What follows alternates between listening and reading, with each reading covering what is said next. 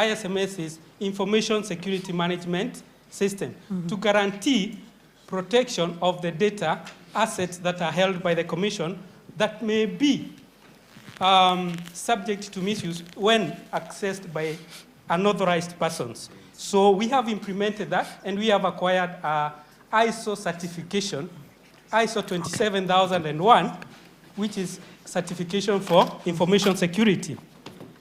We also have ICT policies that govern control in terms of people, processes, and technology. So we have policies that govern who can access what are the levels. I heard the gentleman talk about segregation of duties.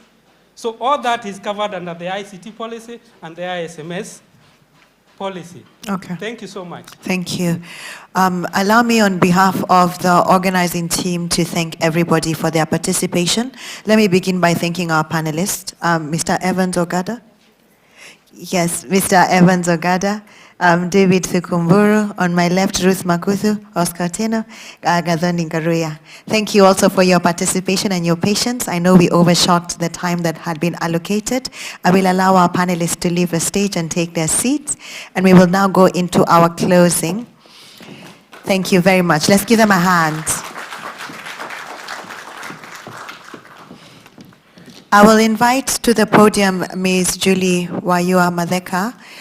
She will give a closing on behalf of the organizing team, but I have been advised that the results of the preliminary rounds will be projected on the screens and further direction will be given as to which teams will be competing. So for the competing teams in the room, please look out on the screen for those allocations, just so you know where we are moving to for the next round. I will also be giving direction on the refreshments after this, but I will allow our partners first to give the closing remarks, and then I will give closing directions after that. So Ms. Julie Madeka, kindly take the podium and make closing remarks on behalf of partners. Thank you.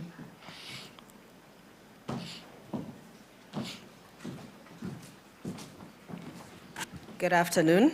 Good afternoon. I think we can say that has been a very enriching conversation. I think we can all agree, for those of you who came in and were not sure that data privacy, elections are your thing, right now you're convinced that this is something you want to deepen in. So can we thank everyone who has participated in the panel, and our moderator for steering that conversation. Thank you. Thank you. On behalf of ICJ Kenya, we have been given the privilege to close and open. So I will be closing this Pre-Moot conference. So I want to start by thanking our partners, Unwanted Witness, for the opportunity to collaborate with you, Hewlett-Packard for the financial support, as well as the various law firms that have been mentoring the various participants all this way until this very point. It is important for us to also recognize the VC. Thank you very much for his insightful comments, even in his absence. And we want to thank the Dean. Now we know where we are coming for our future LLMs. A few of us have them, but we may add another one. Mr. Ogada, do not look at me like that. I will not abandon you or end, but you never know. Another cap in the feather. It has also been quite enlightening to hear from the Law Society of Kenya on issues of data privacy. I think this is a niche area for us in our engagement with them. And hearing the position of the President is something that we have taken, and we are going to work together to ensure that all that she has mentioned on behalf of the Law Society is something that we can work together on and partner.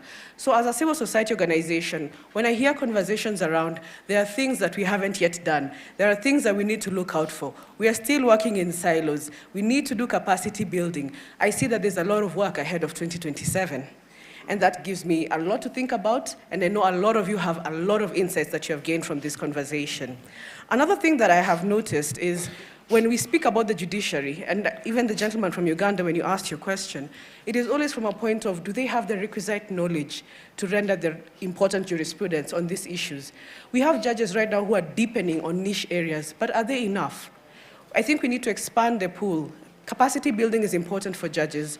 I think when you look at your current training, even as a law student, these niche areas, maritime law, data protection, privacy, they were not really taught to us. This is a personal interest that people are taking now and deepening. So one, let's cut the judges some slack, but also let's tell them that this is the new frontier of knowledge that they need to deepen into.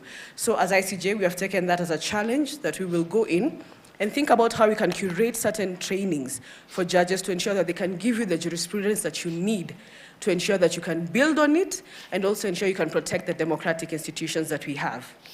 I think it will also be important for us to say that as technology progresses, we make legislation for the day. But come 2027, you do not know. So I think we also need to be very collaborative, as has been said, between ourselves as civil society, the Law Society of Kenya, and the entities that have the mandate to do elections.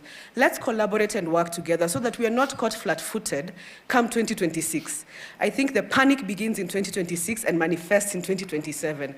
Let us start working together soon instead of later. Interest will be there, I'm sure.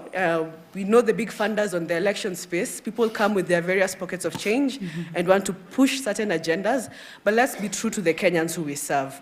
So that is, for me, where I have come from. I think ICJ is very delighted to be in this space. It is a challenge to us as civil society, and now for you students. First of all, your judges are in the room. I'd like to ask the judges who have sat through these deliberations to kindly stand and just wave.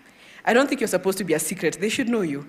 So you can stand and wave. If the judges, some of the judges, if you're in the room.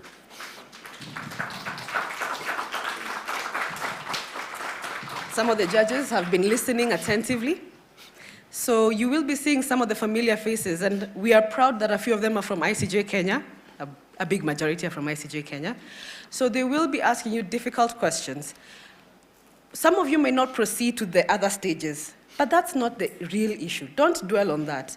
Dwell on the fact that you've been given an opportunity to articulate your thoughts, curate your content, work with a team, and move that conversation forward. Sometimes you don't lose in court, but you will win the next time because of the experience that you had in this particular moot. So, with that said, I wish to thank everyone who has been here today, apologize for us running short of time, but also officially declare the moot competition open. Have a wonderful afternoon. Thank you. Thank you, Julie, on behalf of ICJ Kenya and the partners. So just for the participating teams, the preliminary rounds begin tomorrow. Please look out on the screens for the allocations. And we will now proceed to lunch. I am advised that the guests who are here will go to the council room. They'll be guided by our ushers, and the rest of the team will have lunch where we had breakfast. So allow me to wish you a good afternoon and fruitful deliberations in the rounds. All the best to the competing teams. Thank you very much.